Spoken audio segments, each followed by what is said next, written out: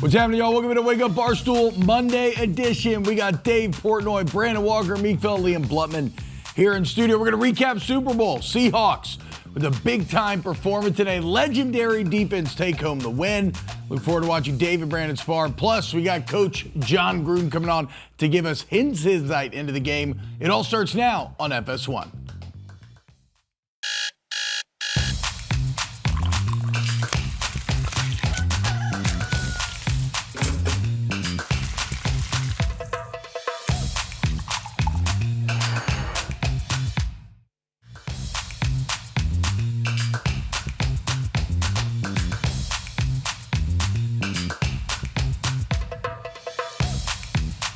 Brandon hasn't cracked a smile all day, and here we go live for the first segment. And suddenly, my guy is beaming ear to ear. Brandon Walker, Dave Portnoy. Dave, your boots on the ground, man in the arena. You were at the game last night.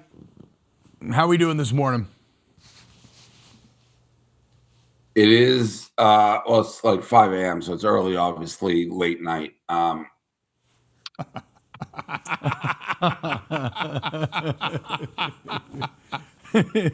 Nobody loses Super Bowls like the New England Patriots. Most Super Bowl losses in any franchise in history. Oh, my goodness. Look at that. Honestly, it was a tough one. And Walker's right. Walker's right. Listen, when you're us and you're who we are, okay? Like, it is the man in the arena. We've been in a lot of these football games, and now over the course of the franchise, 6-6. So, you know, it is the man in the arena. You go into these games, and you put yourself out there, and you're a noble warrior. You're like, you put your heart on the line, you put your soul on the line, knowing it could get broken, knowing it could get shattered, knowing you may not get the result that you're looking for. And the true warrior, the warrior poet, is the man who wakes up knowing all that is a possibility and still gladly walks into that arena, walks into that ring, knowing what could happen. Yeah. We got beat by a better team, and I want to be the first one to say that because that's what Patriots do. There's no excuses. Yeah, it was a bad game. And in a weird way, boys, in a weird way, I'd rather lose like that than like have a Malcolm Butler situation where you get your heart ripped out. You're like, we were the better team. Or after the Giants game when, you know, a football gets stuck on Tyrese Hill or whatever that guy is. Tyrese, whatever. David Tyree. It was David Tyree, and you know David who it was. Tyree. Rather get a ball stuck on his head. You know, tip pass in Philadelphia and a bad call on an out of bounds on replay. They, let me say it, because that's what Patriots do. They were the better team. So give me a lot of credit. Kidding. I haven't tried to sugarcoat it. Our offensive line. I like Will Campbell as a man. All right. I like him. He's an LSU guy. T-Bob. Yeah, I know. Worst probably performance by an offensive lineman maybe ever. And I like the guy, and maybe he's hurt. He just didn't come back from MCL, and he knows it. He didn't show up for the media. He's upset. He owns it. He wears it. I think Will Campbell's sitting there probably crying in bed. Fasoli, our dear Fasoli, was crying on the bus the entire ride. Had literal tears. Jerry Thornton was belligerently drunk. Good. Just belligerently drunk. Like walking out of the stadium, a Patriot fan was like, hey, Drake didn't have a good game, huh? Jerry Thornton turns to this guy. Why did you say that? What is your purpose of saying that? Like he knew. He's just like, we all know he had a bad game. So it's tough when you lose it. Thornton belligerently drunk. Fasoli crying. Will Campbell, I think, crying. Drake under pressure all day. He had a horrible game. Even when he had time, he missed guys. I'm hearing even Stephon Diggs and Cardi B broke up. I don't know if that's real or not. But it was a bad day for the Patriots. I had all the confidence in the world coming into this game. I really did. It was a bad day for the Patriots, but a wonderful day for football lovers everywhere. We watched I know it wasn't the worst game team. Stunk, Walker. We Walker watched the. Stunk. You're so stupid. It was the worst team. Get out of your own way. That was a great day for football lovers everywhere. It was the worst team we've ever seen make a Super Bowl. It was the worst Super Bowl ever. So how is that a good game for football? Oh my God! Just watching idiots like you up in that suite peacocking around with your rings. Like the Terminator and get something in there. All you had to do is keep your mouth shut, and you had the advantage. The second you open your mouth, you screwed it up. I still got the advantage. The entire world watch your fraudulent organization, watch your fraudulent team get exposed. Like, what a great day for football. Do you think that's the case? That everyone's like, what a great day for football. Anytime this organization and these fraud fans get exposed is a great day for football. I'm half asleep. It's 5 a.m. I haven't slept. Walker's got his fresh gel in his hair. Took him 20 seconds to put his foot in his mouth, even when he has the ham. My foot's absolutely not in my mouth. My foot is exactly, it's on the ground. It is planted, and I just watched the most fraudulent organization. Great day for football. It was a great day for football. The worst Super Bowl of all time. Great day for football. It was a great day for football fans everywhere to watch you guys 6 or 7 years after you get done with your dynasty, and you thought you were back. You thought you were back. You thought your quarterback was back. You thought everybody was good. You thought this was the start or the rekindling of a dynasty, and it is nothing. It is a fart in the wind. It is gone. It is the worst team we have ever seen. It was the easiest schedule. It was a bad playoff run, and now it was an ass whipping. Stan Humphrey, San Diego Chargers, far worse. It was an ass whipping. It was incredible. And that game last night, by the way, 29-13, if they play that game 100 times, it's probably a 40 or 50 point game a couple times. This was the closest they would ever play. Awesome. So put some respect on our defense's name. No, I'm not going to put some respect on your defense's name. You had a touchdown call back. I know what you were doing in the fourth quarter before Drake threw that lousy center field interception. You had your nuts and your guts because everybody thought we were coming back just like I did. If we play 100 times, if we win 100, if we play 100 times, we win 46 of them. You wouldn't win a game against that team. That team was so much better. Your offensive line was junior high level last night. They couldn't block 4 people. At one point, your star quarterback, Chris Collinsworth, is doing the best he can. At one point, he just gives up. He's like, "Listen, guys, I don't know. I don't know what to tell you. This is one of the worst throws I've ever seen. I can't defend this guy anymore." That's what happened last night. I know you didn't. Walker, I was at the game, so I can't comment on things I didn't see. Well, Chris Collinsworth tried and tried and tried. Okay, Chris Collinsworth. Okay, I didn't know this turned into the Chris Collinsworth on a competitive network show. Good. Keep. Oh yeah, we never talk about announcers here. We never do that at all. Oh no, not on competitive networks. Not gas them up and try to make them sound awesome. I didn't gas him up. I said he tried to make. God, boys, we are losing. Shut up. We are losing the thread here. We are losing. What's the thread? We are. We're out of control. Walker said it was a great day for football. It was a phenomenal day for football lovers everywhere that watched this Patriots organization, this fraud team, get exposed for fraud. I was at the game. I was at the game. I'm not even going to go at Walker here. This is a real question. Were people like online and social media being like, "This is a great game"? I thought they would have been complaining. Do you think you're getting that from what I'm saying? What I am saying is anytime the Patriots, great day for football. Anytime the Patriots lose is a great day for football. How do you not get that? Oh, I didn't know that. I didn't know they hated us that much. You didn't know that?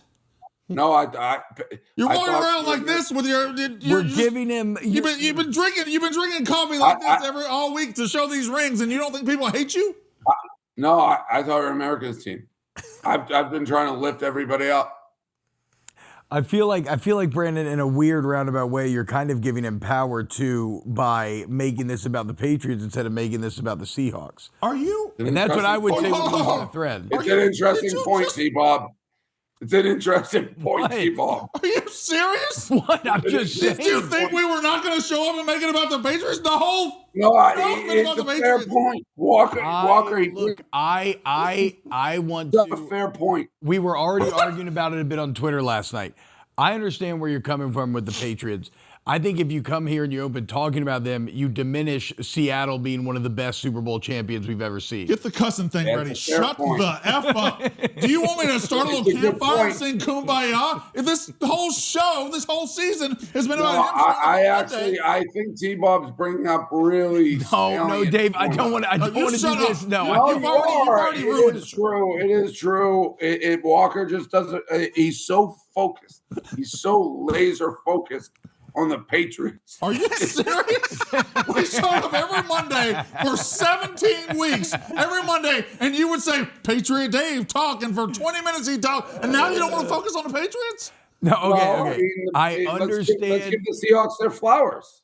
They were very, and by the way, they're a likable team. I said it on the bus when I was rubbing Fasoli in the back. He was sitting in front of me, and I was like, big fella.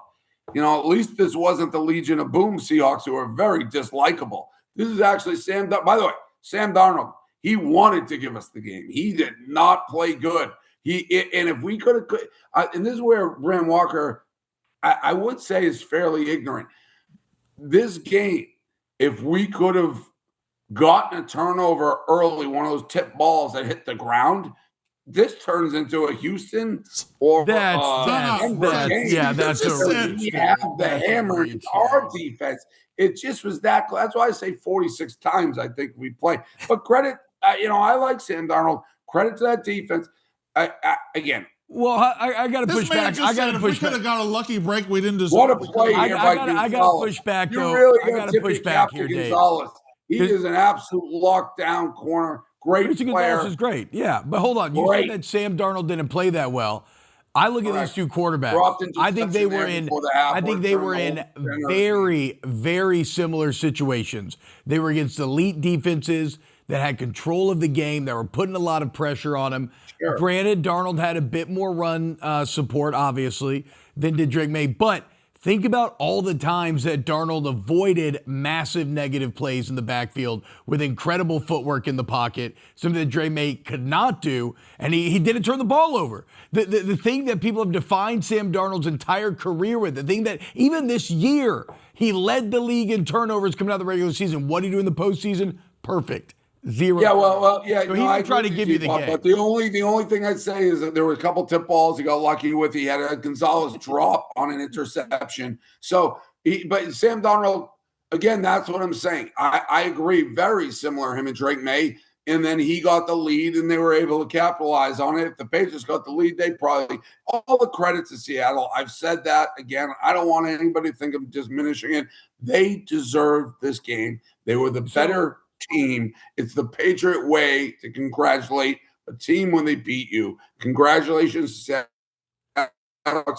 Their fans were loud. They deserve it. Congratulations to the best team in football. So that's what people want me to say, because I'm saying it over and over and Brandon, over. So your take on this Patriots team, because I don't know that we fully agree, but you think this was the worst Super Bowl team that we've ever seen? I think this is one of them. The easiest schedule we have ever seen in a regular season. The breaks they had to get in the playoff. Their quarterback had 8 fumbles in the playoffs alone. He was never good in the playoffs, not one time. Bo Nix breaks his ankle. The referees get the Bills out of the playoffs. Everything that had to happen happened so they could show up last night and get destroyed on national TV. That's what happened. This is not a good football team. They're probably back to 5 or 6 wins next year. This is not the rekindling of a dynasty. This was just a waste of a Super Bowl. And we got to watch Dave Portnoy lose on the biggest stage.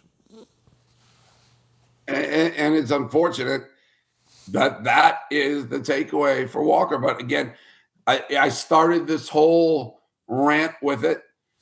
And that is, I understand the social contract I sign when I enter the arena and I walk in for these Super Bowls, that the world is watching me.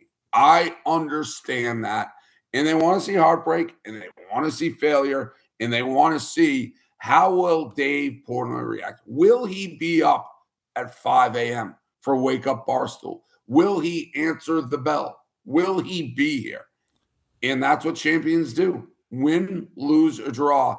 I always answer the bell. All right, so if we're going to keep this a little Patriot-centric here, belief in this team going forward, because Seattle's set, right? Like we know Seattle's going to be good. No, I'm saying, do you think, was this fraudulent? Like you're saying, like, are they going to be back here? Are they a true AFC perennial Super Bowl power or not? Are you really asking a panel with Dave Portnoy in it? Do you believe the Patriots going forward? I'm asking you. I know what he's going to answer. I'm asking you what you're going to answer. 100% no. The quarterback's been exposed. The offensive line, they might as well just have 5 turnstiles out there. Where's the skill players? Walker, you just turn, because 2 weeks ago I got stick. This is only. Yeah. What? We had a lot of merch going to third world countries, I'll tell you that much. But 2 weeks ago, you had Drake Maye as the superstar, and Dave Portnoy in one game, he changes it when he had the least amount of time in the history of pro football. Drake May's the guy. We got to fix the offensive line.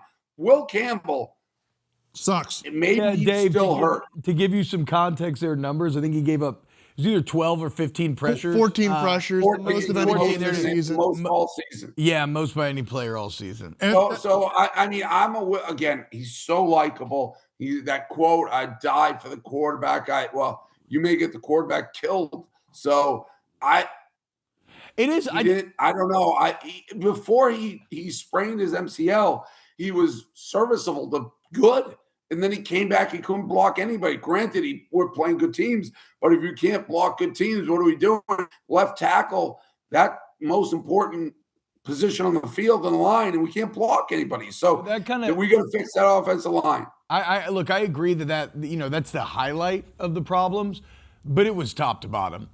I mean, what they were doing in terms of game planning, we sat here and we've called McDonald the McVay of defense all year long, and he proved it.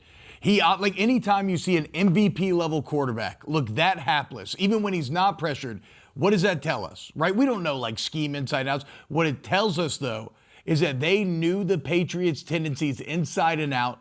They knew how to manipulate the Patriots into those tendencies, and then they knew how to perfectly stop those tendencies. They had the entire Patriots offense, not just Will Campbell. They had the entire offense in a complete blender last night. We don't want Cookie for that rant? I mean, yeah, they played good. I'm just saying your problems go beyond Will Campbell if you're looking at last night. Well, I mean, listen, you can say all you want about scheme and this and that. They were just better. And I've heard people complain about signals and this and that. I will not be one of those guys. They whooped our butts on the line. I swear to God, if you even mention stealing signals again, I can't. No, don't dangle that in front of me. That's crazy. I literally just said I won't blame it. Some people blame things on that. This was man line of scrimmage football. This was an ass kick. More Wake Up Barstool coming up next. Coach Gruden, don't go anywhere.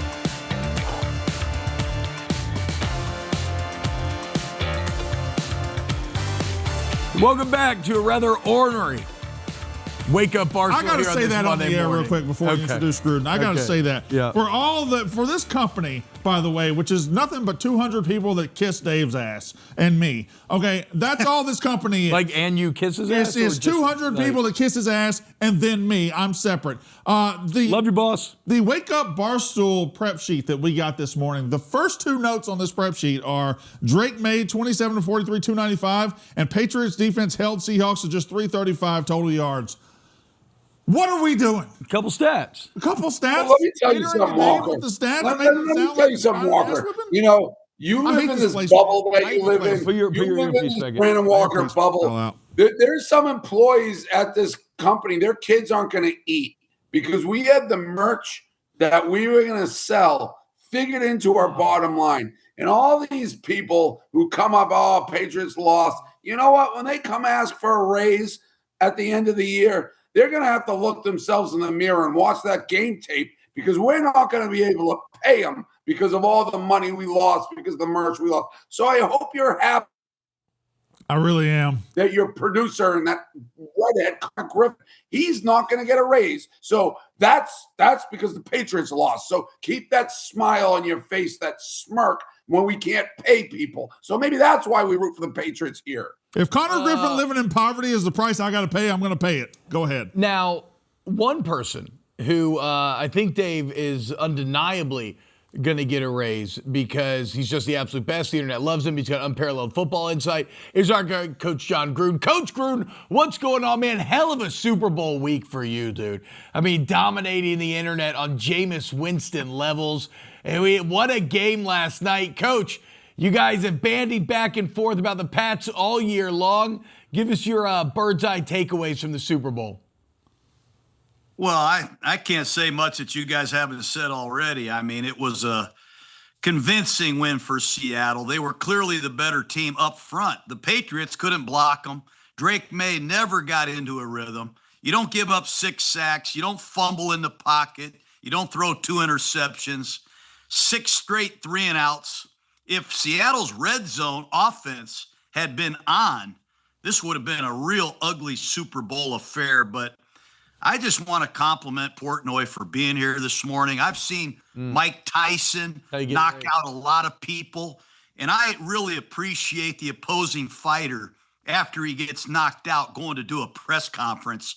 It says a lot about the character of our boss, Dave Portnoy. But you know what's really funny, T-Bob, is Jake Malasek sent something to Matt. I'm just wondering if we could showcase Brandon Walker's brilliance for the game of football. Oh, no. What did I do? No. Oh, no. This is... For best division, are we overlooking the NFC West this year? Tip your fingers some more. Yeah, tip them some more so you can appear to be introspective here. No, look, I think that... More of those fingers pretending. I think we might be overlooking the NFC West. No, I think that's yes. That's how you do it. Though you ask, maybe all you need to throw next in is like an arched eyebrow. Yeah, there's maybe a little. There's maybe something. Can I answer that question a little bit more directly? Yeah. No, we're not forgetting about them. They're not in the running for best division. I just like to spitball. Niners bounce back, sure, but Seahawks, Rams, Cards. Sam Darnold with the Seahawks. I don't know. I'm not putting that together. I'm not picking up what you're laying. Jon down. Gruden. And my fingers are. There, that's research. That's called research. That's what a football analyst does. He researches what has been said, what has been done. Brandon, I did not expect the only bad thing I can say, here's something that people need to think about. When you lose the Super Bowl, and Dave will have to admit this, when you lose the Super Bowl, usually good things don't happen. I mean, we have already talked about Dan Marino getting there his first year. He never got back. Listen to the Patriots' schedule next year. Buffalo, at Seattle, at Chicago, at Detroit, at Kansas City, at the Chargers. They got to play Denver, Green Bay, Jacksonville, Pittsburgh. Good God. This is going to be a tougher slate than they've ever had. And it'll be interesting to see how the red, white, and blue bounce back. I welcome the challenge. Honestly, if you could have told me I play the 85 Bears every week, I would. That's the type of guy that I am. We'll worry about that maybe tomorrow.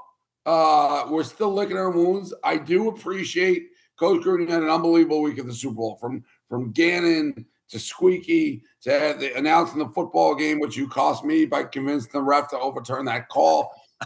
And really, you capped it off by saying what I said. You have to, if you're me, you have to come on when you lose, win. I like to gloat when we win occasionally, but you got to be there to answer the bell when you lose. You can't be LeBron James and skip a press conference. Will Campbell didn't talk to the media.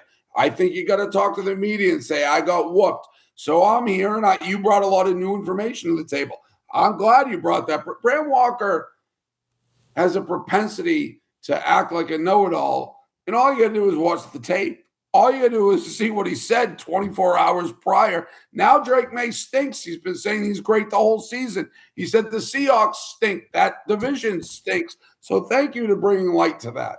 Brandon had a tough week. You speak of the flag football tournament. Walker was the head coach of the pink team, and it was fitting they wore pink jerseys. But to have a 15-point lead. Just shut up. Blow a 15-point lead and let Mincy, who has a one-handed touchdown catch, for you to bench Mincy and get exposed for breaking the rules for not playing Mincy, it just goes to show you what the is difference this between you. And Coach, I actually was on the sideline as an innocent bystander, but I just stand for truth and justice. So I actually was the one who said, I think Walker's cheating here by not putting Mincy in the game. I asked him, Mincy, when's the last time you've been on the field? And that was a game changer. Coach Jon Gruden, you showed up today after 20 weeks of hearing Patriot Dave, after 20 weeks of having to go through this, and he finally gets humiliated, he finally gets humbled, and you show up with a clip of me from the preseason? What are you doing? I just can't. Who did you think was going to win the Super Bowl this year? I mean, really? You don't like the Rams? We had the MVP quarterback. You don't like the Seahawks. You don't like the 49ers. It was the best division by far. 3 of these teams were in the running for the number 1 seed in the last week of the season. And I just think you have to call it like it is, Brandon. Coach, I mean, sometimes you can't let idiocy slide. That's not a word. I respect that. Okay. Hold on. I got a real football question. We have Coach Gruden here. He has to talk football. I got a real football question. Let me ask the real football question. Okay. All right, Coach. For 10, 15, 20 years, whatever, it's been a passing league. It's all been about accumulating the receivers, protecting the quarterback, and having the quarterback dice people up. Last night, that was not that kind of a game. It feels, last night, the Seahawks won because their defense was way better than the Patriots and because they were able to string some field goals because of their running game. Kenneth Walker got them down the field a couple times when they couldn't throw it.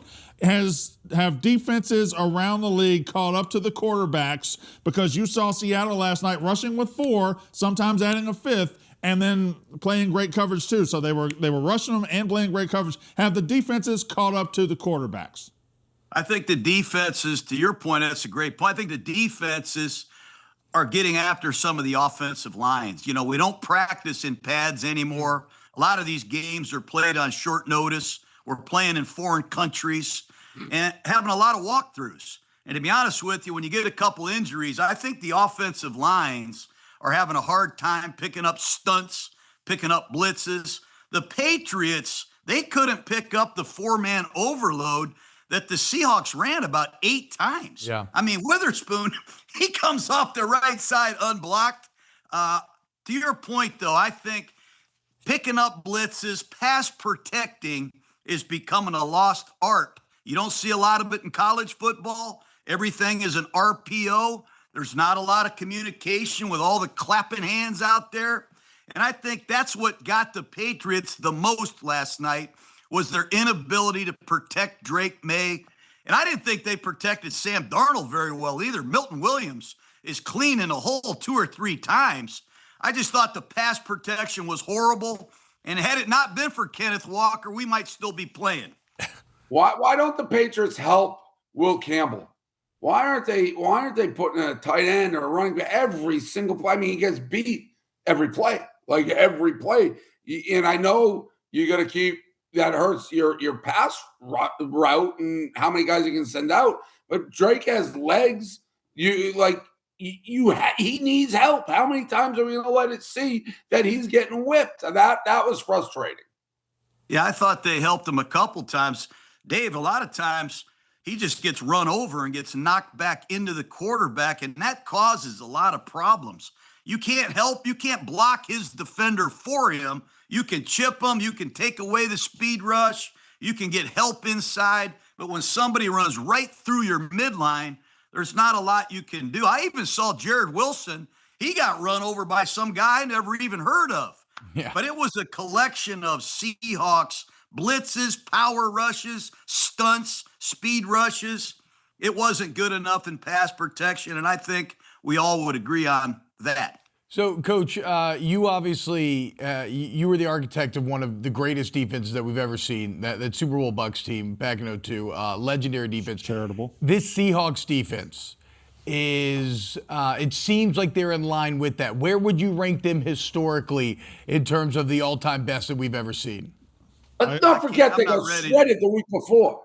Yeah, I'm not ready to put them with the Ravens and the Bears, and I'm not ready to put them with our defense yet, but that was a convincing butt whooping last night. I mean, when you get 6 straight 3-and-outs, that's impressive. That's hard to do in the Super Bowl, and they do have a hell of a young quarterback in Drake Maye, and Josh McDaniels had 2 weeks to get ready, but you got to credit Seattle, all three levels. I mean, Ernest Jones had 10 tackles, 5 or 6 different people had sacks, 3 turnovers, and really good football throughout the game, I think. They were deep. They had a deep pass rush group, man. They used 8 different guys, and it took its toll. Listen, I've been saying bomb Genesis whether the Patriots struggled in the postseason every single game on offense, every single game. So, the Seahawks defense did what really the Texans defense did to them. It did what Denver did to them. Chargers not as much, but this was 3 games of inept offense from the Patriots that I watched. The difference being we got early turnovers in those games that shifted, and we were able really just to rely. So is this Seattle just looked this? I don't know if it's as much Seattle as something was really broken with our offense here down the stretch. Almost after that Buffalo second half that they came back, we really saw a different Patriots offense. I mean, this offense was clicking in the beginning of the season, Drake Maye up and down the field. But, man, nothing in the playoffs and down the stretch, just nothing. I think this is one of the best defenses of all time.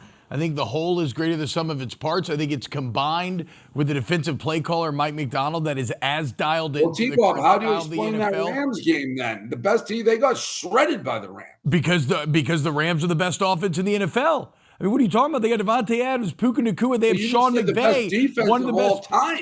I said we're one of the best defenses of all time. I think they have a lack of superstar names, and it causes you to discount them. But football's the ultimate team game. And this might be the strongest weak link defense that I've seen in I don't know how long. Yeah, I just don't know. All 3 levels. Coach Gruden was just talking about all 3 levels. Look at Coach's Bucks team. They went and played the greatest show on turf, which is supposed to be great, and it was like nobody scored. I just don't think you can put a greatest team. When you look at the 85 Bears, you look at the Ravens, they don't have blips where they get shredded for 40 in the middle. It's funny you mentioned the Ravens because this team last night, the Seahawks, they just became the first team since the Ravens in the Super Bowl to have at least 5 sacks and 8 pressures. You mentioned the 0-2 Bucks. This Seahawks team won every playoff game, average margin of victory, 18 points. First team to do that since the 0-2 Bucks. Like, I get it. They don't have the superstar names, and so they're going to be forgotten to time in some ways. But in a team sport where the whole can be greater than the sum of its parts and where coaching matters still, I have no problem saying this Seattle defense. They held it all year long. All year long, this was the best team in the NFL. They got all year long, we refused by the Rams multiple times. You're ignoring the last playoff. The Patriots were inept on offense the entire time. Okay, that so part Coach, I agree with. They got shredded by the Rams. Why'd they win that game? Sam Darnold, your opinion as a longtime offensive mind, what does it mean for a guy like Darnold to complete this journey, Super Bowl champ now? We were talking about that going into the game. He reminds me of a lot of Super Bowl champions, the guys that showcase mental toughness and grit, guys that can keep battling through adversity. Jim Plunkett was cut. Doug Williams was cut, had to go to the USFL. Joe Theismann, Steve Young. So many guys have the mental toughness to hang in there, and Sam Darnold on his 5th team. Not many guys get to the Super Bowl as a quarterback on their 5th team, let alone win it. This guy's had an incredible journey. You got to tip your hat to the guy. He played strong. He played great in the playoffs, did not turn the ball over, and he made the knockout punch with the touchdown pass to Barner. I think when he hit the tight end, that was the deciding blow. I give him a lot of credit. Back to the Seahawks defense real quick. Okay. I do think it's the best defense right now, and it's a great defense. I don't know if it's an all-time defense because last night they showed up and they got to play the worst offense that's made a Super Bowl in decades. They got to play a bad quarterback. They got to play a bad offensive line. Bad quarterback. They got to play a bad football team, a bad franchise. They got to play the worst team that's ever made the Super Bowl, and that's what they got to play. What? Put Malzahn on that. Get a high. Now he stinks. He's always stunk. I never said he didn't stink. Go ahead, Coach. No, I just think the game was won up front. We knew the Patriots were going to struggle going into this game. And Seattle, Derek Hall comes off the bench for 2 sacks. Yep. He's not even a starter. Nawasu 2 sacks in scores the a regular touchdown. I mean, Byron Murphy has 2 sacks. They got some guy, I don't know if they got him out of a club fighter or what. He goes in there and gets a Riley sack. Mills, the They rookie. had 8 or 9 different guys. They had a case of whoop ass in their locker room, and they came out and they delivered it with every can of it. That's what I'm saying. Then you combine that with guys like Witherspoon, like you mentioned Ernest Jones. I mean, top to bottom, the dark side, man. They're animals. The Riley Mills sack was kind of evidence of what went wrong last night. Yeah, that was Riley Mills was being blocked, just pushed the guy all the way in the backfield, and Drake Maye didn't have the sense or the wherewithal to get away from him. He just stood there. He was seeing ghosts last night. He was seeing ghosts. Maye was. He was in the blender. Have we lost Dave, or is he just sitting there blank-faced? I can't tell if you're frozen or just stupid. What is it? Are you frozen? Maye's a young quarterback. He's going to be great. Last night he was seeing ghosts. I don't know what you want me to do. I mean, we got T-Bob saying dumb stuff, you saying dumb stuff, and I'm just here with my heart open to the world, wounded and still here. And again, it's 5 a.m. over here, and I'm here, and I haven't had a sip of coffee. It's dark out. I got to fly across the country. Oh no! And I'm just here. You know, we went on Barstool Live in San Francisco, and Portnoy dragged me up there with some historian of the Patriots. Yeah. And then he had another guy, a young guy who just started working at Barstool, and they tried to hit me below the belt. They took roundhouses at me. They completely tried to demoralize me. And I just got to say, as a parting shot to Portnoy, the tuck rule couldn't even help you last night. Yes. Nothing could have helped you. That was a butt kicking, and I thoroughly enjoy it every second of it. I want to go back and watch it. Can I leave now? There you go, Brandon. Too. Great day for football. It was a great day for football fans everywhere. All right, well, check it out. Listen, Coach Gruden's coming I back. would rather lose like that than a tuck rule or Malcolm Butler have my heart ripped out at the end and think I'm the better team. I know we weren't the better team. It's easier.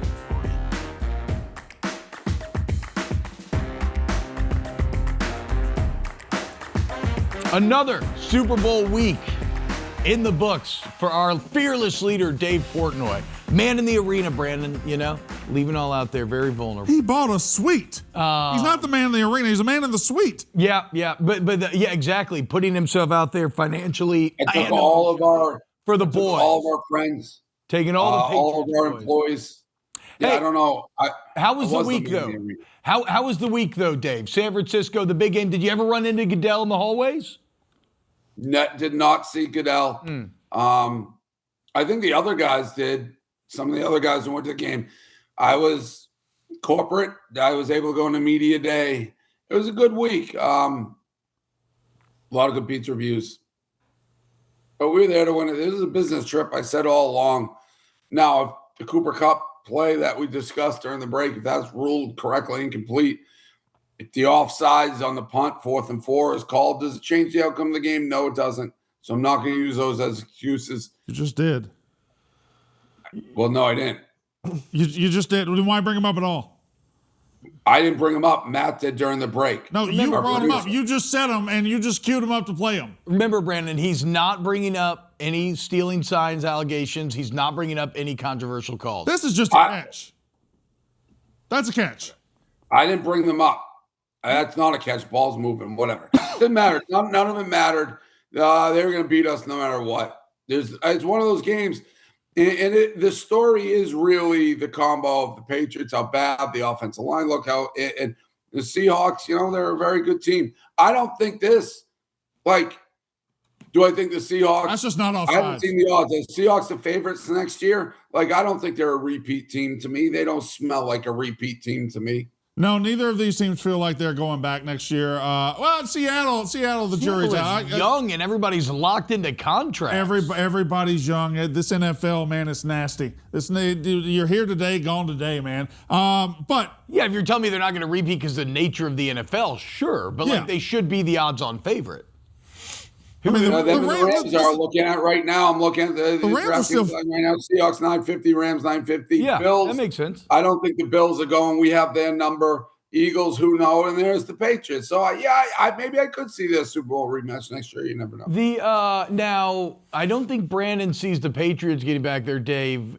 He says, so you think Drake May's like not? I think Drake Maye is in his second year. He'll probably be fine, but it was eye-opening that this guy who got 23 MVP votes and put up those numbers and had that season he had against the schedule he had, all of a sudden gets to the playoffs, plays 4 teams, and is awful 4 times in a row. Do you think Drake Maye's offensive line was really bad? Gruden brings up a good point. Can I talk for 1 second on this? Can I allow to even get a word in? It's 5 a.m. I'm on the West Coast. My team just got their guts ripped out. I'm bleeding to death over here. It's my company, my show. I can't get a word in.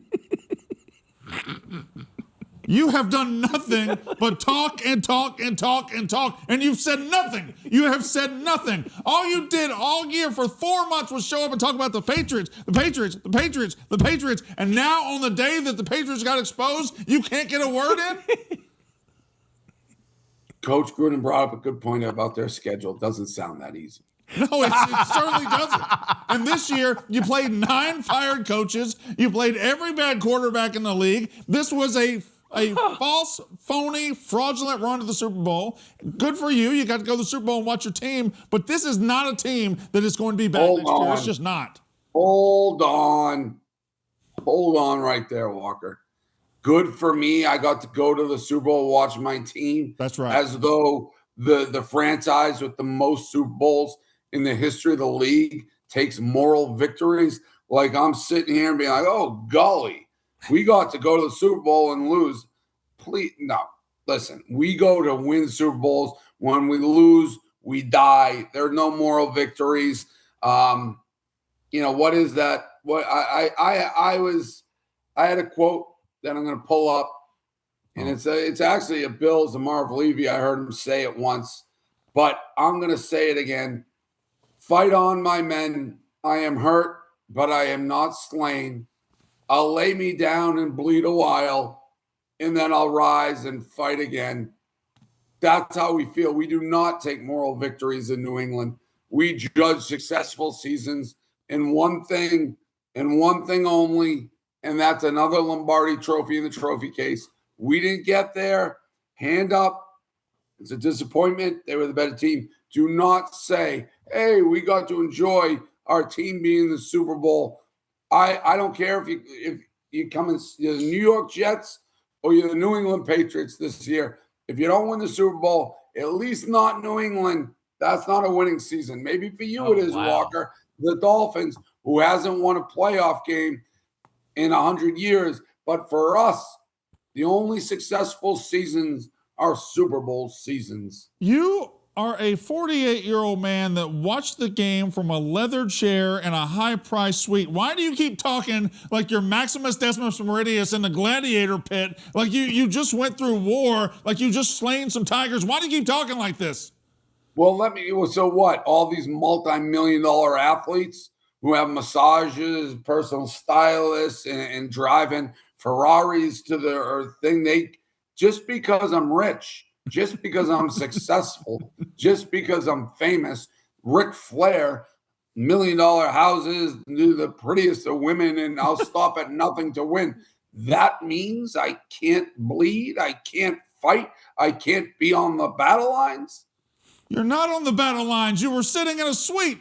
Oh, I'm most certainly on the battle lines. Where do you think the internet turned to after the Patriots lost? Why do you think everything I post has millions and millions and millions of impressions? Because I'm on the front line. I'm taking the arrows. I'm running. You want to mention Braveheart? I'm running with the sword in the air to the enemy line. You think Gladiator's Braveheart? We need a Photoshop of Dave being carried off as Maximus with Fasoli and everybody else underneath him. Liam, Meek, we haven't given you all a chance to speak today. Give me your Super Bowl takeaways. How are we feeling about everything you've heard this morning? Well, first off, I mourn for Fasoli. Yeah. I mean, I feel bad for the Patriots fans of the company. I feel bad for all the money we lost. Oh, my God. Oh, shut up, Brandon. Oh, my God. You feel bad for the Patriots and the company? I feel bad that my Patriots plus 4.5 bet lost. Then you're an idiot. If you saw that game and said the Patriots are going to win, then you're an idiot. I wanted to watch a good Super Bowl. It was a bad Super Bowl last year, so I wanted a good football game, Brandon. It sucked. Fasoli was devastated. That's he who was I in feel. full pads, devastated. Mm-hmm. He showed up to the game in full pads, begging for hugs after touchdowns, wanting so badly to see success, screaming Mac Hollins like he did the other week when he was pantsless in the snow. And for Fasoli to go through the week that he went through and not come away with the Super Bowl truly breaks my heart. Also, Devin Witherspoon robbed of MVP is my takeaway. That was the best player on the field. This man was penis down in the snow a week ago, making a fool of himself, and now we're all throwing a pity 2 party weeks for ago, him? and He screamed Mac Hollins. Yeah. What are you doing, Blutman? I don't know what Liam's doing either. I thought he was going to come with football takes. I thought you would have some sense here. Is what he feels. Why can't I feel bad for a friend when he's down worse?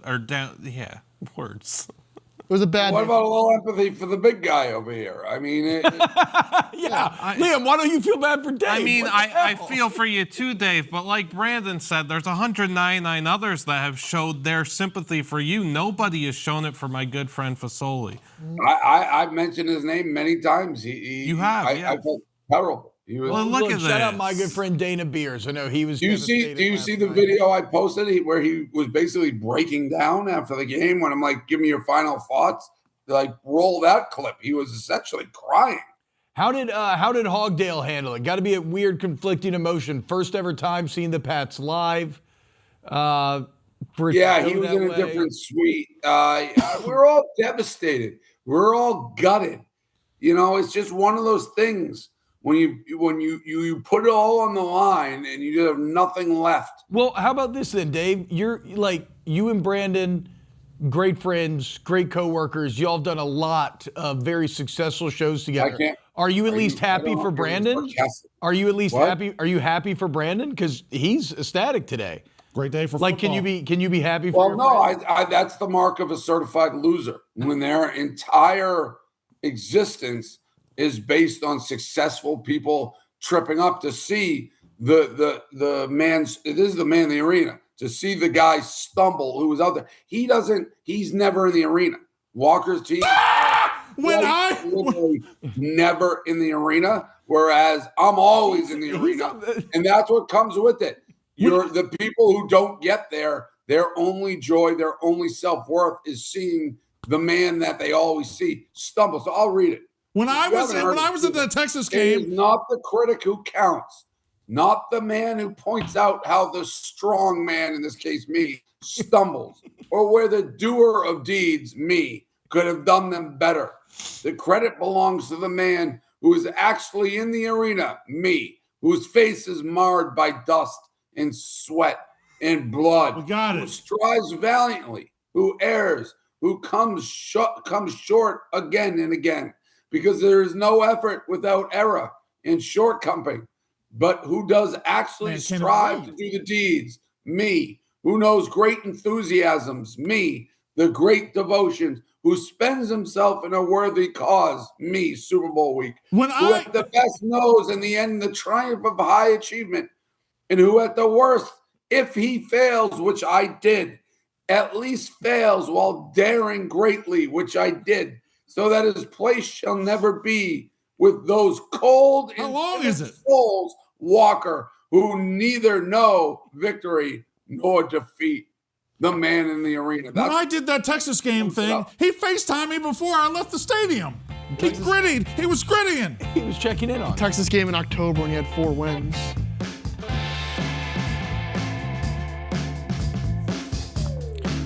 Welcome back to Wake Up Barstool, a show featuring just a few men in the arena, chopping it up post-battle, figuring out where the blood lies.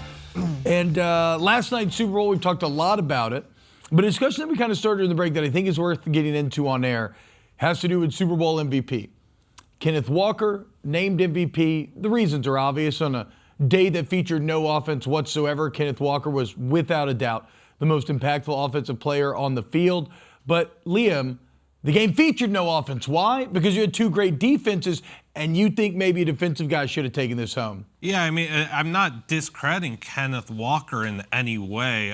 It's just, to me, the offensive line will never get the credit for creating the holes in the lanes and giving him the opportunity to thrive. On the other end, the story of the season for Seattle is this great defense that you talk about so much, the dark side. The heart of it is truly Devin Witherspoon. When their bigs run and their littles hit, as we heard last week, Devin Witherspoon was putting fear into every player on New England's offense. He took Will Campbell to the house once or twice. He creates the game-sealing pick six that maybe should have been a strip sack. He had 3 quarterback hits, I believe. He's all over the field, impacting the game at every single level as well. And when you're doing that from the cornerback position, I think in a game that, again, defense matters so much. Yeah, I would have given it to Witherspoon, honestly. That's fine. I think the right guy won MVP because Dave was a little bit right earlier when he said, for everything Drake Maye wasn't doing right and the Patriots offense wasn't doing right. Sam Darnold in that offense wasn't doing much right either. No. And they were able the Patriots defense was elite. They were able to build a 12-0 lead on the field goals based on Kenneth Walker just popping runs in the first half. Kenneth Walker was really the only reason they got that lead in the first place.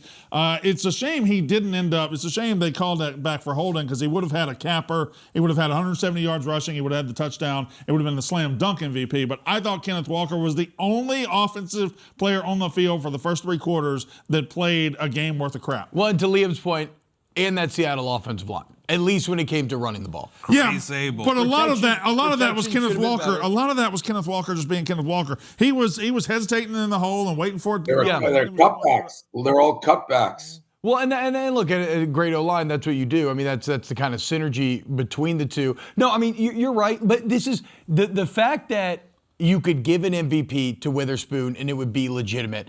You could maybe even build a case for Myers. I mean, going 5 of 5, Tennessee Morgan. Hell, like we said, the punter probably put on the best punting performance that we've ever seen in a Super Bowl. That, to me, is a microcosm of the entire Seattle team.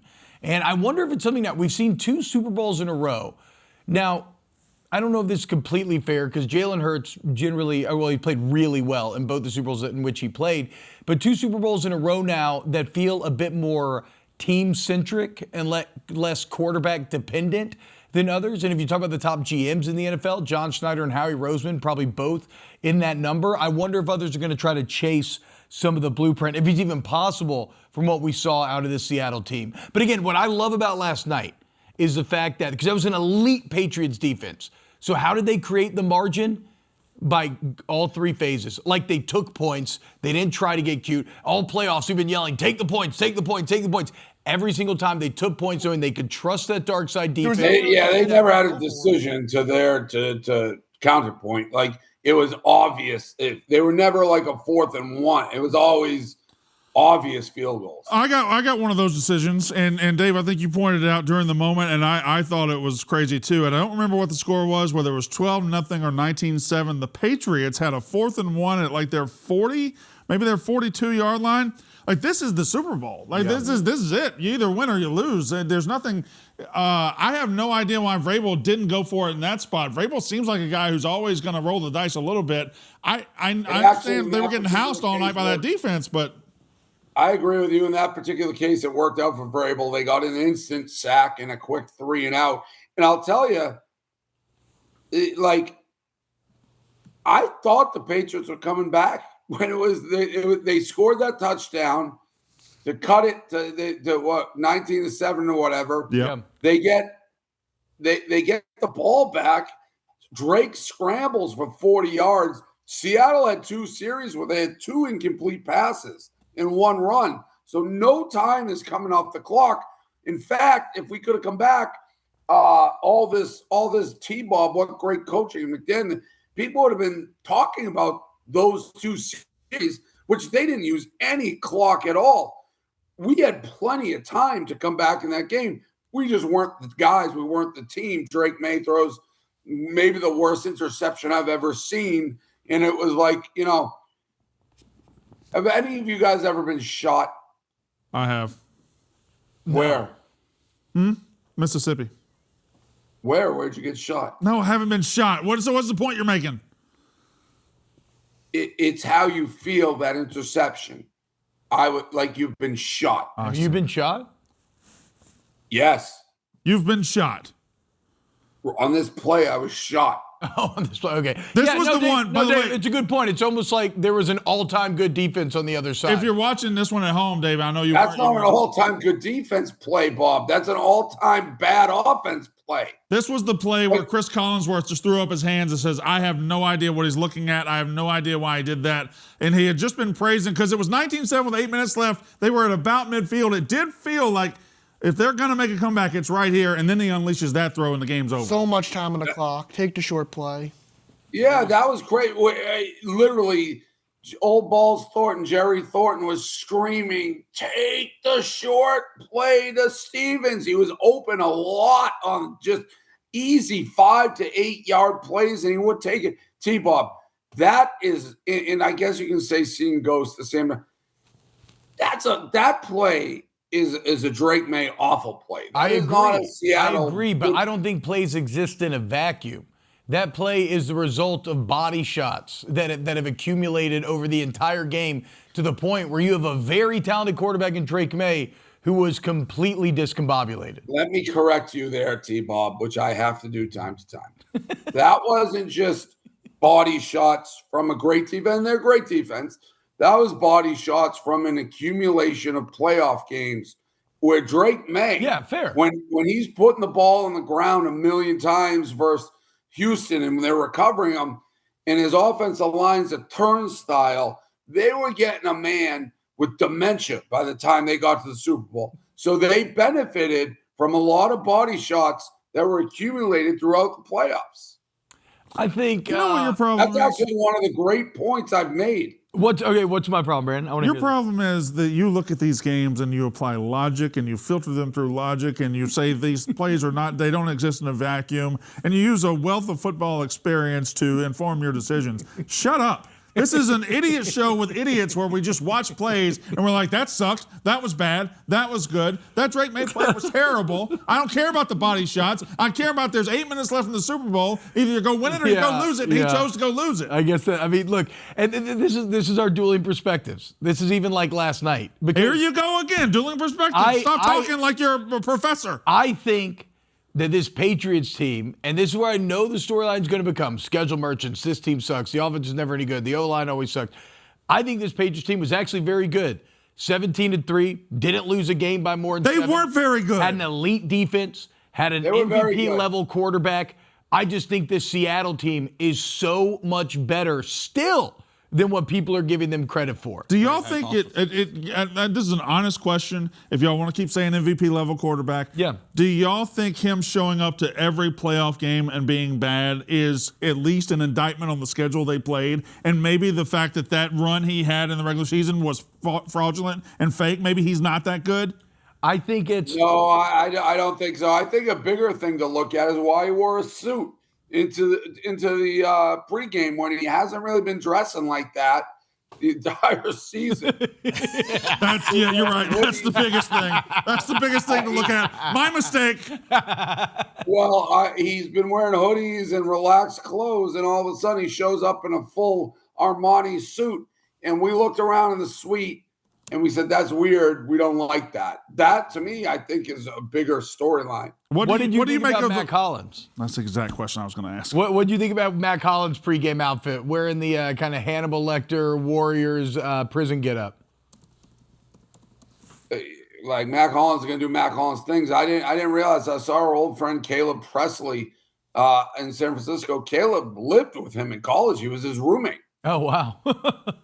He always said he was a little off. He wore shoes at the time.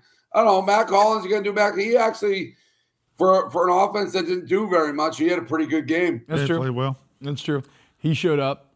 Look, I know people are going to clown him for this, but like you said, he's a cincher to begin with, and I like a guy who's willing to talk trash before he's won.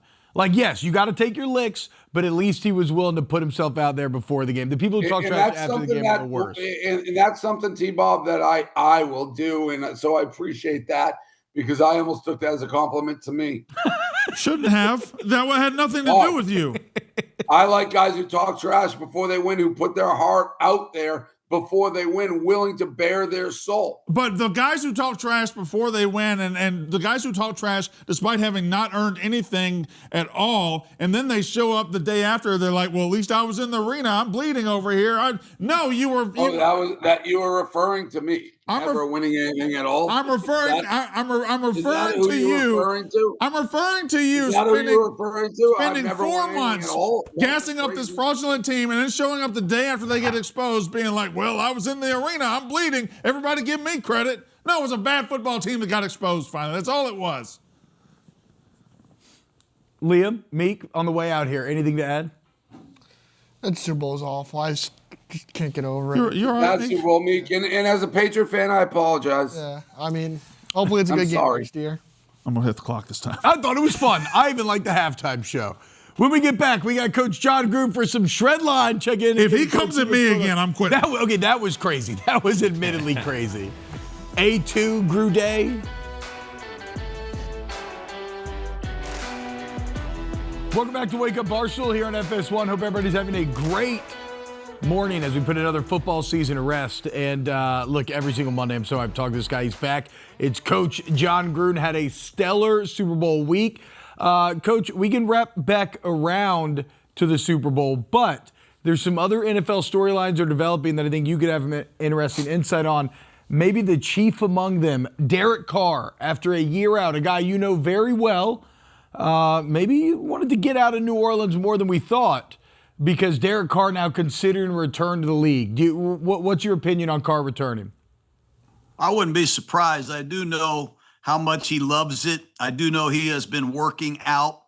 And I think if the right opportunity presents itself, he might come back and give it a shot. I know this. He doesn't want to come back and play for a team that has no chance. I think he'd like to go to a team that has a legitimate chance to be good, and perhaps he could be a big reason why they could be a great team. But I think he's looking for a great situation, and I wouldn't be surprised if he comes back at all. He's still got a lot left in the tank. Well, I mean, it kind of feels like maybe this Sam Darnold story's got, like, if you're the Vikings, one of the, like, who do you think could be a potential good landing spot there?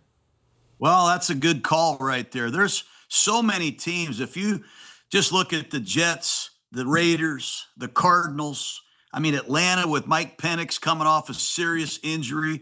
The Browns, even though Shador is in the Pro Bowl, they have an unsolved quarterback issue.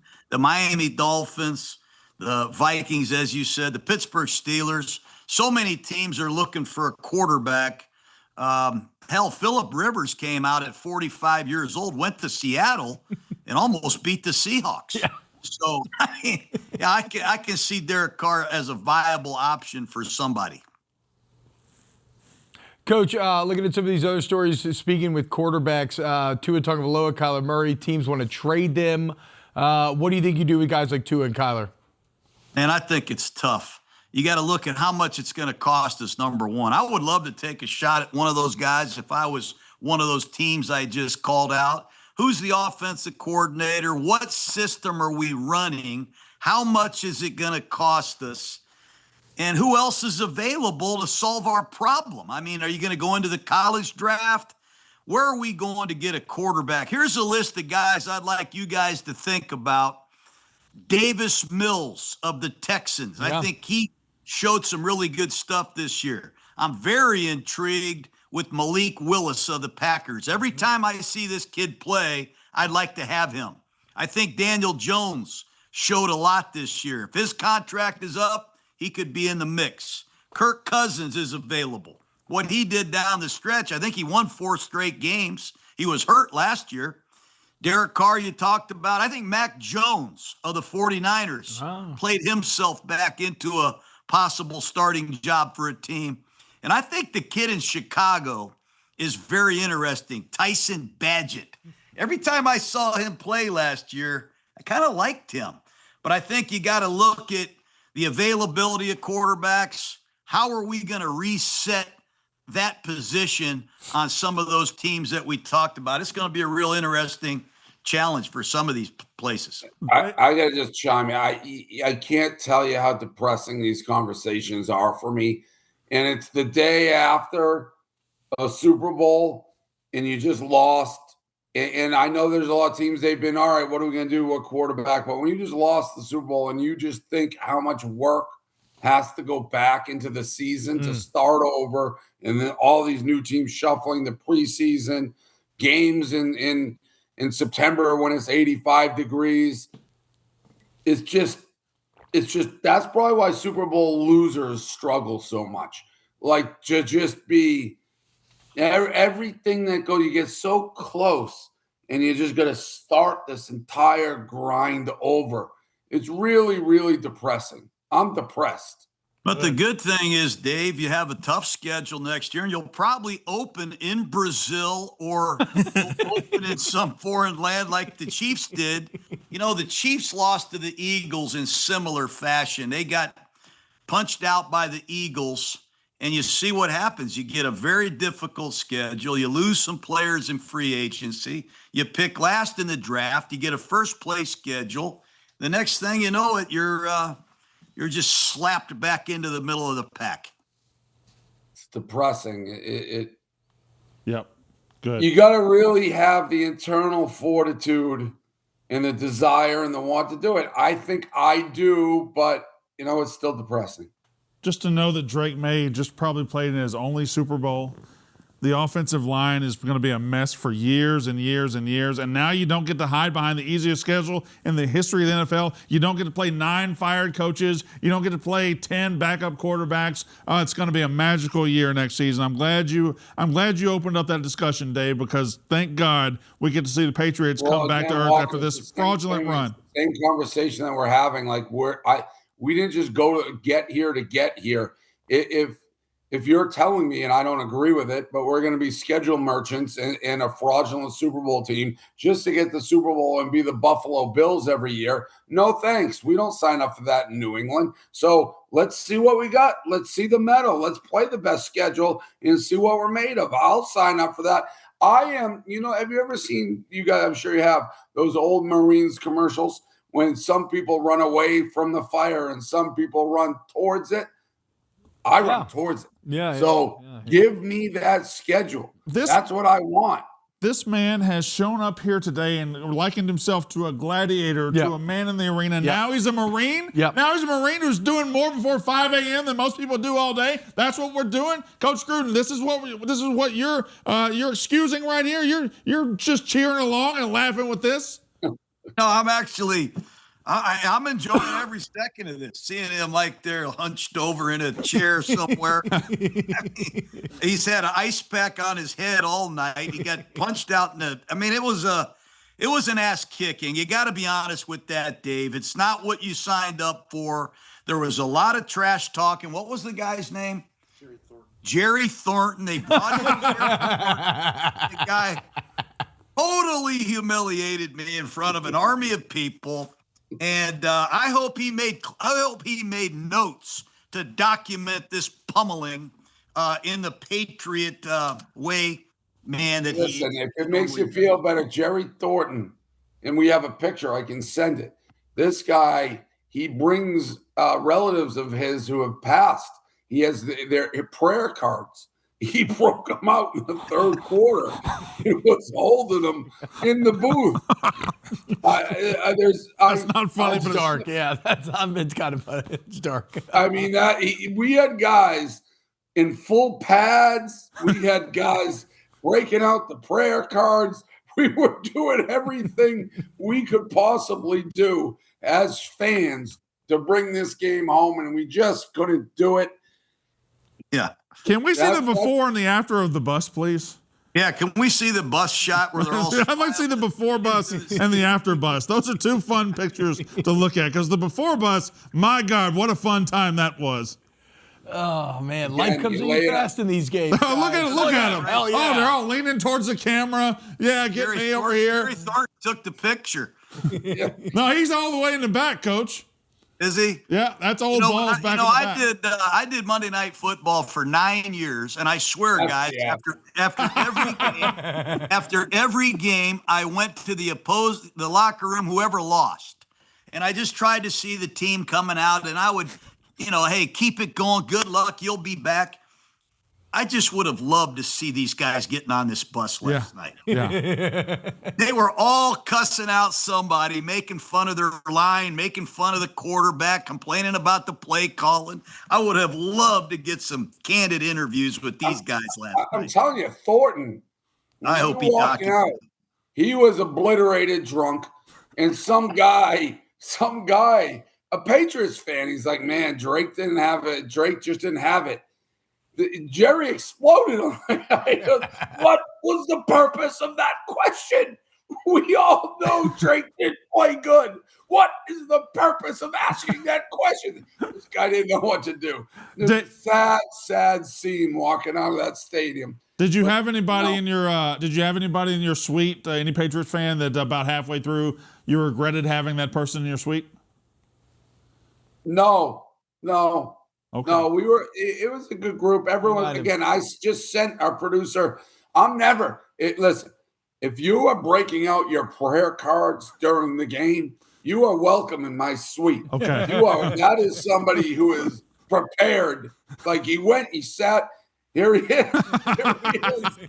So, I mean, this is a guy, he moved to the stairs, sitting on the stairs with his prayer cards.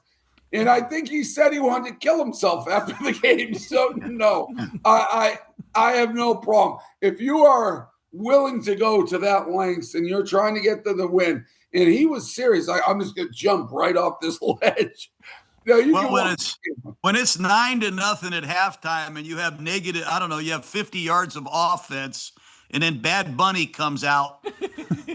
That's a great recipe for a Patriot loss. If you it was. We had that brief moment where we thought we were coming back, but for all in all, we had almost nothing to cheer for the entire game. Almost no, you couldn't. I mean, we had the ball, and if you got up to get a soda, we had already punted. I mean, it was fast. So there was nothing going. Coach Gruden, you seem like you're enjoying this quite a bit. But I would ask you this, because you had a great week. What was better, this right here or you seeing your old quarterback, Rich Gannon? Roll this tape, dude. This was just guys being dudes. We're going to go revisit some of our greatest memories. Dude, that place was special. Huh? That was, wasn't it? I love the place so much. The only thing that I get some chills sometimes is when I'm out there, Blue 85! Blue 85! And he's always like, no! Get the team for the Yankees leader! No! We're playing Tennessee on Monday Night Football. He's going easy. Hey, 98 bunch crunch. He goes, shut the up, Blue 85! Good. You remember that? Steve Wisniewski was like this. He goes, yeah. What? I love you, man. I love you, brother. Yeah. Okay, we'll get together soon. See you guys. Yeah. What was your snap count? Let's hear it. I had a good one. Let me hear it. Set. Blue 85! Blue 85! Hot! Love you, Gannon. See you, man. The better clip, the one I watched was when he met Squeaky, the Roland, was it Roland James? Williams. Roland Williams. Roland Williams. And they're talking. He says, hey, Roland, how you doing? Tell me what's up. Roland goes, well, I'm into real estate. I got 4 kids. Guru goes, shut up. This is the best shifter I've ever seen. Wait, here it is right here. He pulls the thing. You got to get to the part when he starts talking about his family. Gruden had no interest in anything but football. Enough of the family. That's Roland Williams, man. The greatest show on turf. He played for the Rams. Oh, they cut that bit out of it. And I get to see you. Look at the handshake. Grabs his hand. Let's take a picture. Come on. Hey, there's nothing like football that brings us all together. And when you go to the locker room and you go to the work every day with some of these cats, you haven't seen them, man, that was awesome. That was a great experience. I had more fun out there than I've had in a long time. The best quote on all of it, I saw a commenter. They said Coach Gruden's wife must be a very secure woman to let him be rolling around the streets with all those football players out there. Yeah. That was a great year. I'm going to miss this football show. It was a great year. I enjoyed every time seeing you guys, even Brandon Walker. All right, relax. Coach, thank you so much, man, for everything this football season. We'll continue to check in with you. Was he retiring? What's happening right now? It's the end of another football season. I don't know There's how so long much stuff coming up. Gruden's QB class We can soon. still still call him, can't we? Yeah. Okay, Coach. We'll still talk to you. Well, you have a great day, though, man. Enjoy Super Bowl week. Enjoy watching Dave suffer. Enjoy taking shots at Brandon. Coming up next, guys, stock up, stock down. Oh. Who's buying, who's selling? What should you be buying and selling? Coming up next here on Wake Up Barstool.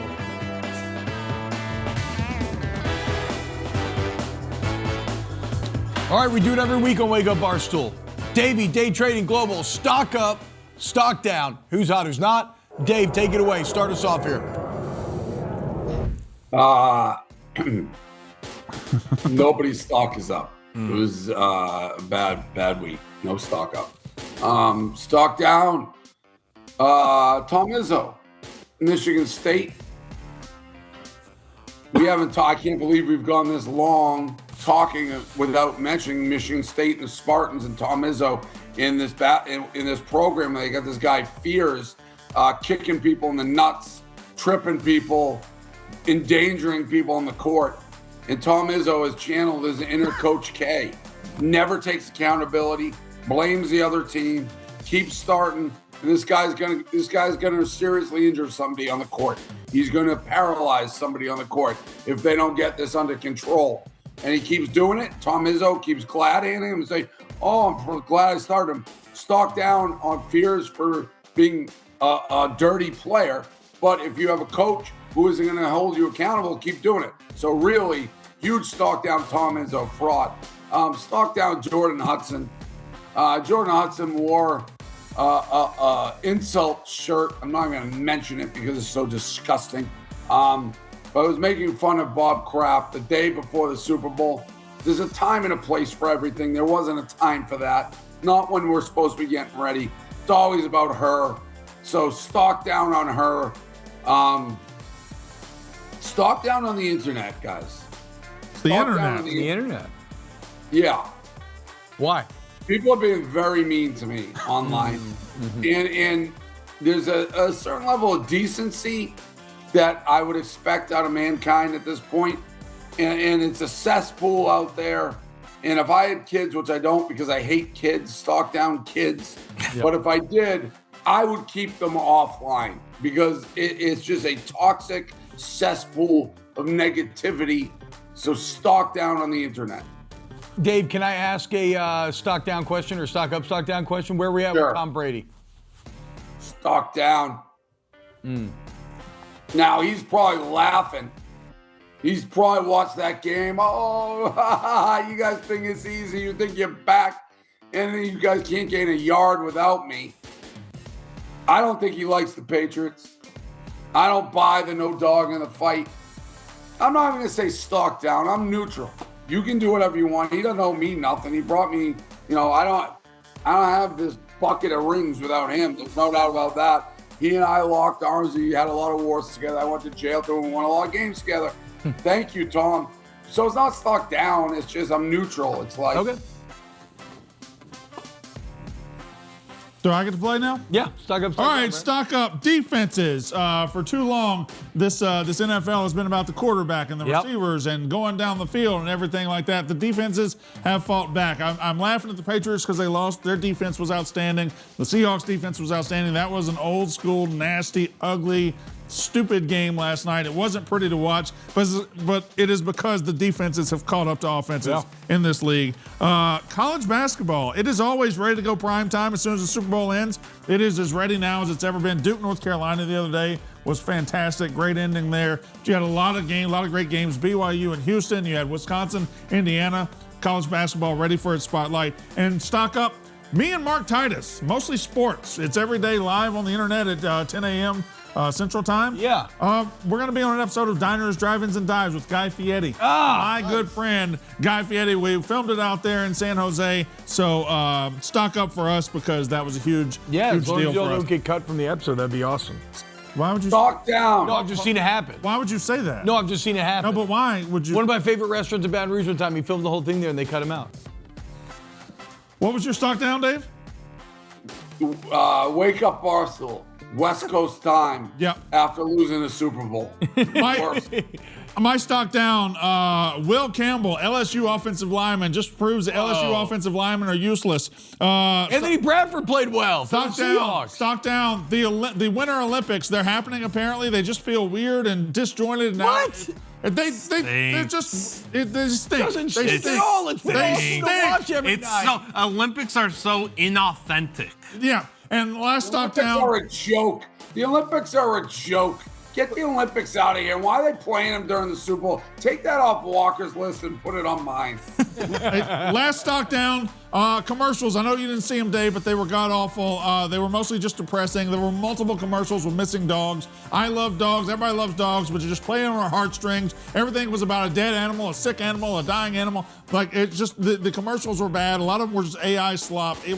There was a bad commercial night, but shout out to, I believe Bud, maybe? Who had the bald eagle and the horse? That was a good commercial. That was Budweiser. Horse bald eagle was good. I like the Jurassic Park one. That was pretty good too. Xfinity changes. The Pokemon one hypnotized me. Well, that's you. Go ahead, T-Bob. All right, stock up, stock down. Shout out to my father-in-law, Mark Berry. He gives a stock up to Dave.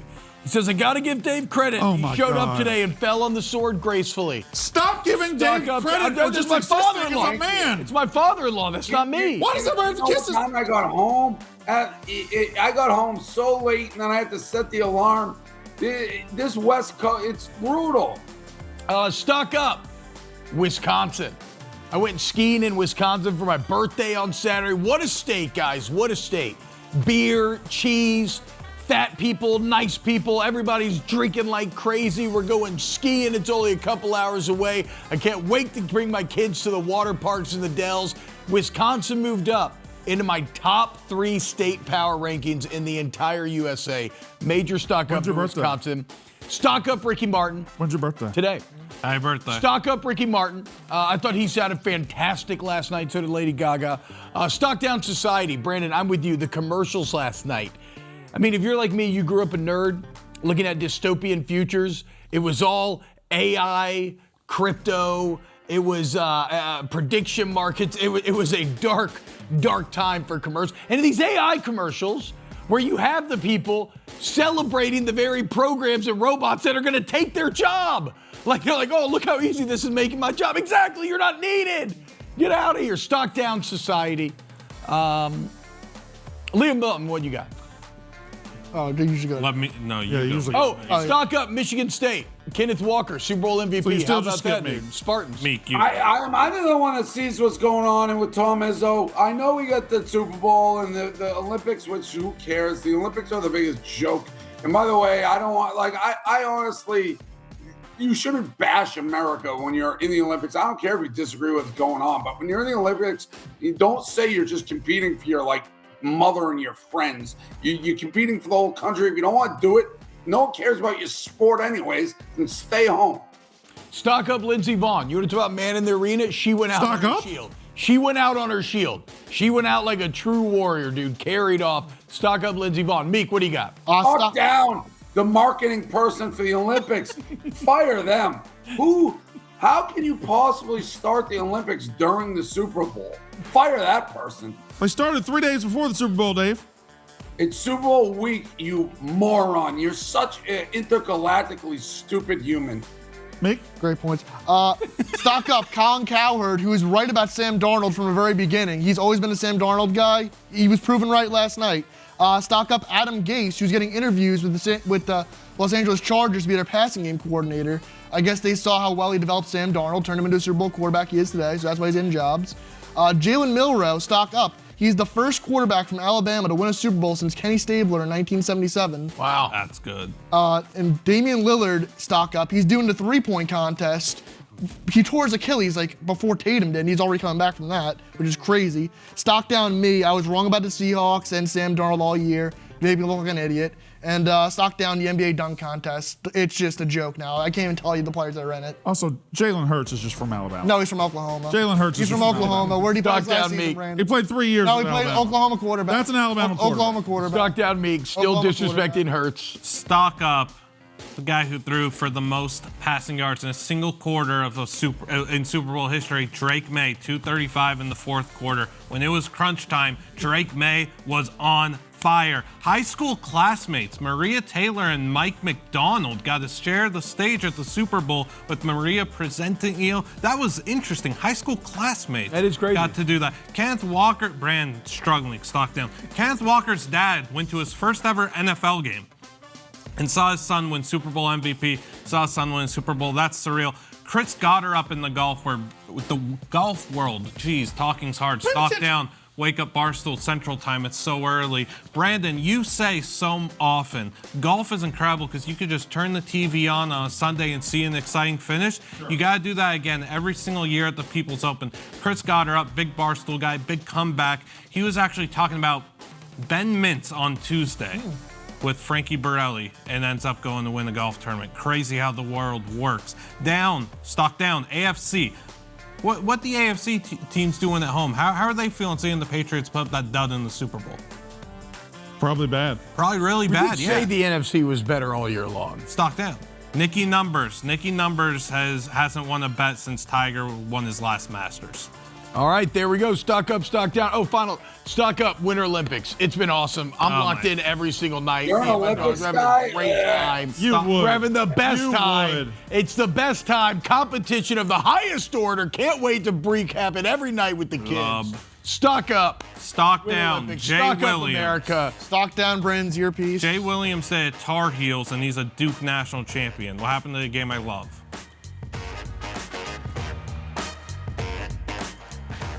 Welcome back to Wake Up Barstool.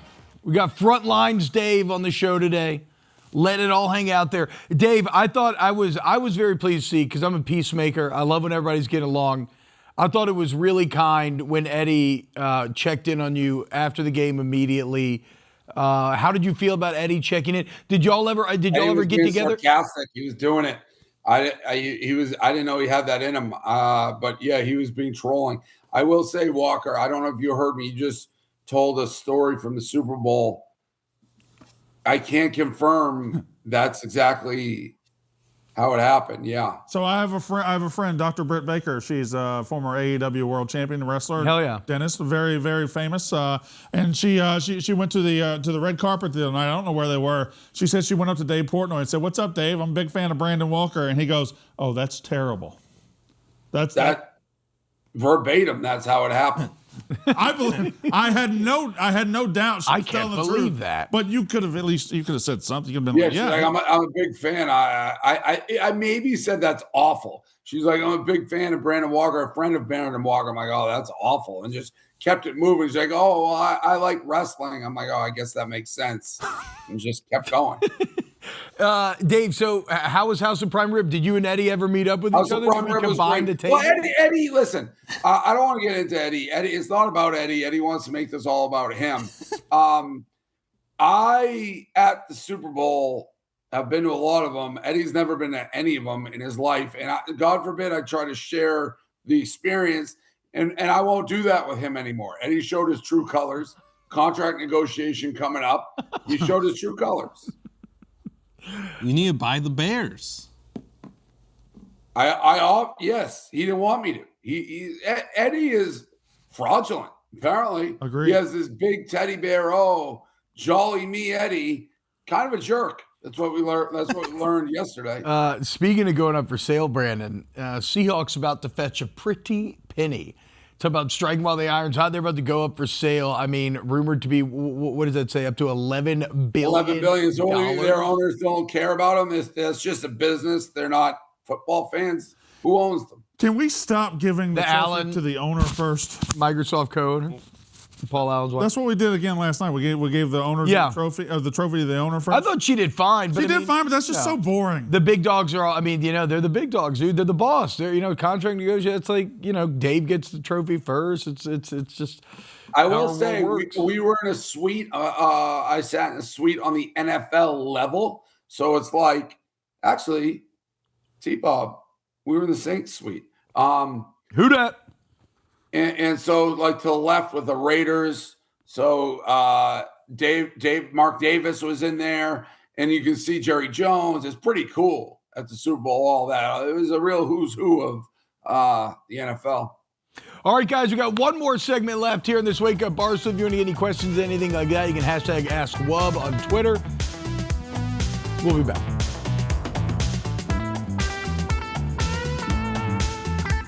Welcome back to Wake Up Barstool. Look at our fearless leader, Dave Portnoy, West Coast, 5 a.m. call time.